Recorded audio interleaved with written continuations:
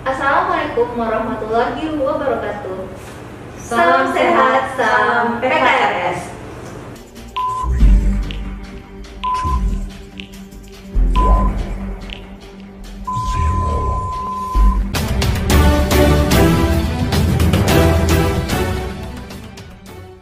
Selamat pagi Sobat PKRS dimanapun berada. Hari ini kita kedatangan tamu spesial dari bagian neurologi, yaitu Dr. Renosari Caniago, SPS M Biomed. Jadi kalau untuk orang yang udah masih sehat nih Bu, yang nggak sakit gitu Bu, agar nggak sampai kayak gitu, agar nggak kejadian nyeri saraf bagi mereka yang masih sehat nih Bu, ada nggak Bu tindakan pencegahannya?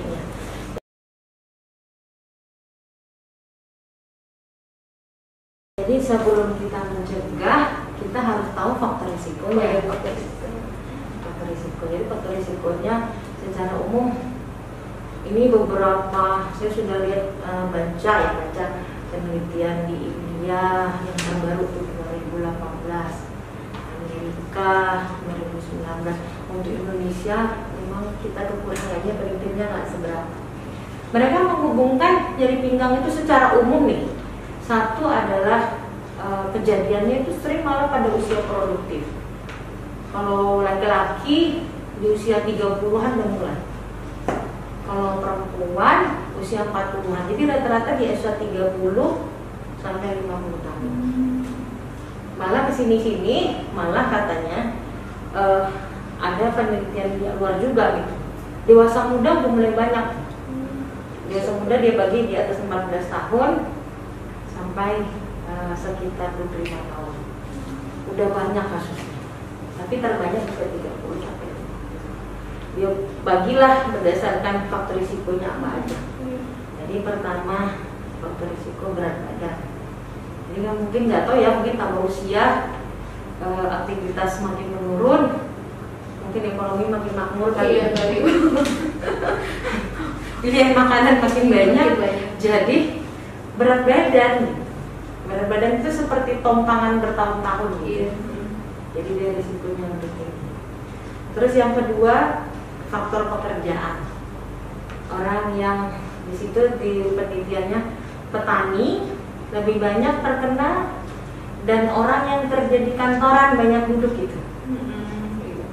Itu lebih banyak terkena daripada orang yang aktivitasnya bagus. Petani mungkin lebih kepada pekerjaan tadi ya, karena dia ngangkat berat. Kalau orang kantoran banyak duduk lama. Dan itu sudah mulai, apalagi sekarang work from home, anak sekolah daring-daring gitu, itu banyak duduk ya kan. Jadi duduk lama yang bertahun-tahun dengan posisi yang sama terus-menerus, itu sudah faktor risiko menjadi nyeri pinggang. Terus yang ketiga, stres. Stres bisa depresi, bisa cemas. Jadi ada banyak faktor bilang, ada yang ketegangan otot, hormon dan sebagainya. Jadi stres itu sebagai faktor risiko menjadi nyeri pinggang. Nyeri pinggang yang nggak sehat-sehat menjadi faktor risiko makin stres. Jadi kayak seperti apa ya, lingkaran setan gitu. Jadi dia stres, jadi sakit pinggang. Sakit pinggang lama-lama bikin stres. Jadi putar-putar. Walaupun belum tahu nih sebabnya, tapi yang paling dekat itu otot nih. Paling dekat itu ketegangan otot. Lama-lama kan beban otot mempengaruhi kepada tulang. Ada berapa? 3 ya? 3. Terus yang keempat, merokok. Jadi merokok, katanya kan secara umum selama ini kita taunya merokok itu bikin kerapuhan dinding pembuluh darah. Apakah pembuluh darah di jantung, di paru, di otak, di ginjal dan sebagainya. Atau kalau laki-laki, pembuluh darah di kelaminnya. Sekarang bilang rokok bisa menyebabkan impotensi segala macam.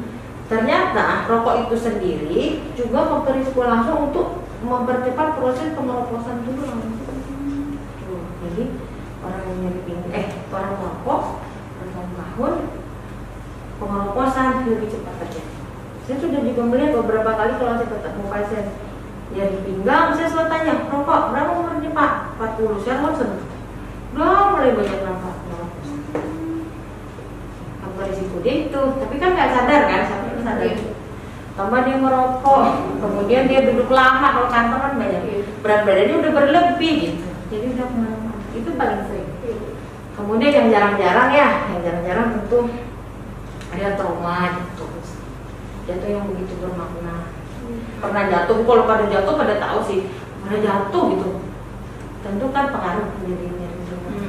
Atau kanker, misalnya seseorang ada kanker paru-paru gitu, kemudian dia udah lanjut sehingga menjalar ke tulang-tulang, termasuk salah satunya tulang.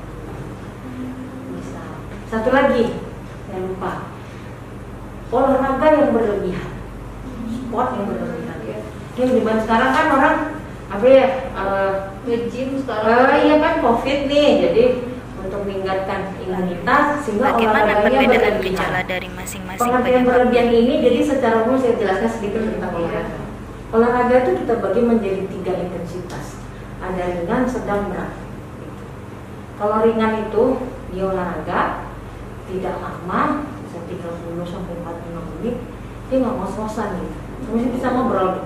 Yang ringan itu biasanya bagus buat jantung paru, buat tulang, sendi kan menguatkan. Kalau sedang biasanya lebih dari itu sampai 1-2 jam, mungkin nggak sampai lah 1,5 jam. Sedikit sesek dia, tapi nggak ini.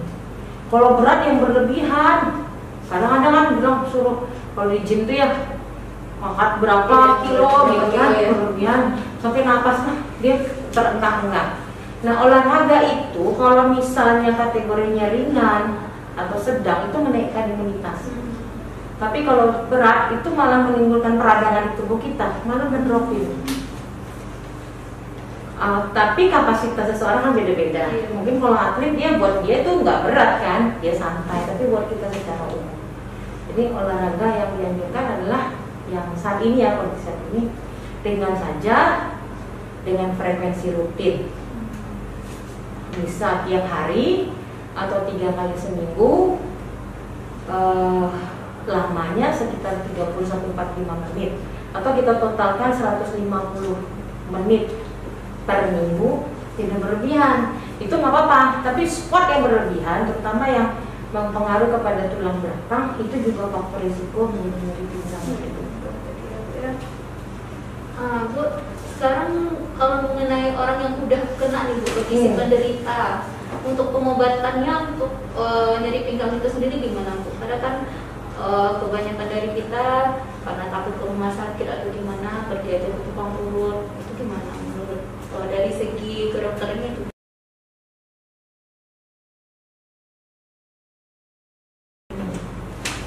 Terima kasih. Pertama tetap kita identifikasi dulu jenis penyakitnya, kategorinya apa dia nih, nyeri pinggangnya. Apakah dia nyeri pinggangnya masih mengenai otot saja? Kalau kami bilangnya spasme, tegang otot, atau sudah ke sendinya, kita bilang artritis atau penyempitan, atau penggeseran tulang, namanya spondylolistesis, udah geser tulang belakangnya, atau saraf terjepit, sudah ada jepitannya. Itu satu. Pertama kita jelaskan kepada pasien dia kategori yang terus, atau dia nyeri pinggang yang dari organ dalam. Kalau organ dalam dituntaskan ya tuntas insya Allah. Gitu. Misalnya dia infeksi saluran kemih, kita sembuhkan saluran kemihnya ya disembuhkan. Gitu. Kita identifikasi dulu. Kedua, kita cari faktor risiko si pasien. Faktor risiko dia apa? Identifikasi satu, ternyata dia misalnya bekerja dengan duduk lama, gitu. Atau misalnya dia berat badannya berlebihan, atau perokok berat. Semua itu kita perbaiki faktor risiko. Kita faktor risikonya diidentifikasi, kemudian dikontrol dengan baik. Kemudian kita berikan obat-obatan. Obat-obatan biasanya kita bagi menjadi, pertama kalau penghilang sakit, kalau bahasa kedokteran analgetik. Kalau ada peradangan, kita berikan anti radang. Biasanya dibilang non steroid anti inflamasi. Contoh-contoh kalau misalnya sering mendengar ya, dikasih natrium diklofenak. Ketiga, pelemas otot, ototnya yang tegang kita lemaskan. Yang keempat untuk obat-obatan saraf terjepit terjepitnya, ada obat khusus nyeri neuropatik, ada beberapa obat. Terus yang kedua, yang bukan obat biasanya pilihannya dengan exercise. Mungkin nanti kita bikin contoh berikutnya seperti apa latihan-latihan yang dianjurin. Kedua, pilihan banyak tuh, bisa fisioterapi. Di rumah sakit kita udah punya instalasi rehabilitasi medik dengan ahlinya, kita punya ahli rehab medik. Jadi masyarakat yang ingin berobat juga bisa gitu. Kita ada fisioterapi namanya. Fisioterapi ini kelebihannya ya, dia tidak invasif, artinya kalau obat, maaf ya, kadang-kadang kalau obat anti nyeri bikin nyeri lambung lah gitu. Kebanyakan bisa takut kalau terlalu lama kan penggunaannya bisa merusak ke hati, ke ginjal. Kalau fisioterapi ini kelebihannya dia tidak invasif. Sejauh ini kita belum menemukan efek samping yang membahayakan. Kerjanya baik, bisa merelaksasi otot, memperbaiki aliran darah di sekitar nyeri, kemudian meregenerasi sel-sel sarafnya, terus mengurangi jepitan. Terus terakhir ya, yang populer sekarang tapi belum banyak pilihan juga seperti akupunktur. Beberapa rumah sakit sudah punya ahli itu, kebetulan kita belum punya ya. Mudah suatu saat kalau ada yang berminat, sudah ada spesialisnya, spesialis apa silahkan. Kemudian beberapa olahraga yang dianjurkan adalah olahraga yang fungsinya memperkuat otot panggul, memperkuat otot pinggang, memperkuat otot kaki, dan memperbaiki posisi. Mudah-mudahan gitu ya. Yang paling bagus sebenarnya berenang.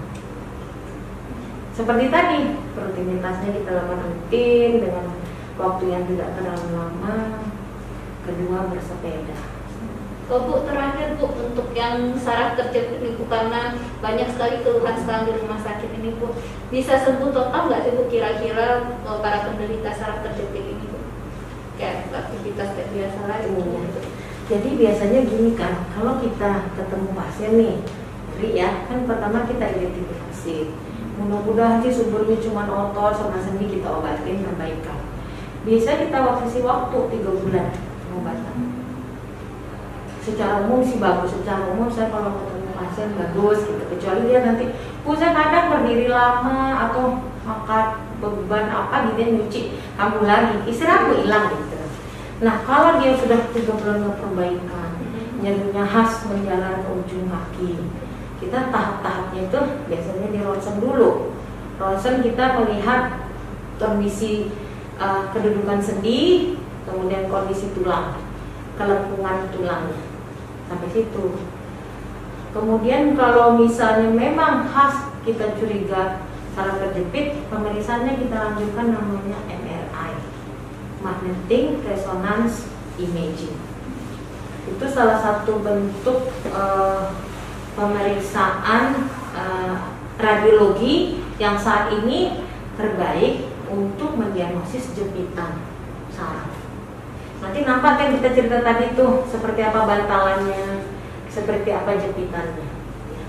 Nanti kita derajatkan, jepitannya ringan apa berat. Kalau ringan dengan yang seperti kita bilang tadi, obat-obatan, mungkin beberapa pasang korset ya, korset supaya dia tidak terlalu banyak gerakan di pinggangnya. Kemudian latihan-latihan, fisioterapi, kita observasi selama 3-6 bulan. Kalau bagus sudah. Tapi kalau dalam ini ternyata jepitannya kategorinya berat, cenderung menetap, nyerinya itu udah tak tertahan. Untuk dia nyeri, ini nyeri, semua nyeri. Apapun dilami tak hilang. Biasanya pilihannya kita operasi.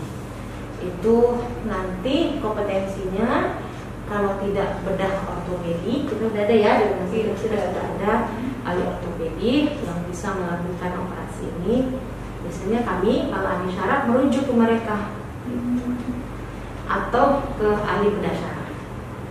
Demikian diskusi kita dengan Dr. Reno. Sebaiknya karena kita udah tahu faktor risikonya, lebih baik dicegah daripada mengobati.